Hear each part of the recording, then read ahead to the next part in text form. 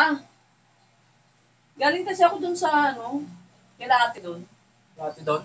Oo. Bakit? Anong ginawa mo doon? Ano ba naman yan? Pa, Anong oras na? Saan ka ba galing? Tanghali na, wala pang ulam mo. galing kasi ako kay na ate. Hindi, ginagawa ko kasi itong assignment ng anak mo. Hindi ko kasi alam ibig sabihin. Tinanong ko doon kay ate kung ano ibig sabihin nito. Baka ikaw alam mo. Sus, Google mo. Google. Wala rin, di mo alam. Ano ba ibig sabihin nito? Conclusion at saka opinion. Wala ba sa Google? Kaya nga ako nagtatanong sa'yo eh. Wala akong load. Ano yan? Anong? Conclusion, tsaka opinion. Anong ibig sabihin? Para yun lang, di mo alam. Daming sinasabi Ay, sus. nito eh.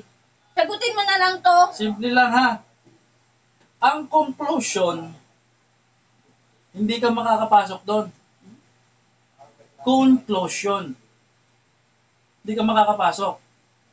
Eh, yung opinion. Kung opinion, yan, syempre, opinion eh. Makakapasok ka doon. Kasi opinion. Yun.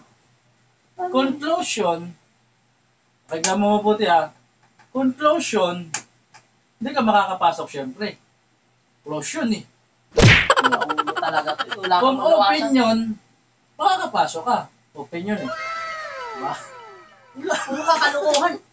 Bakit? Assignment ng anak mo, ginawa mo katatanunganan ng close at open. Hindi ko rin alam eh.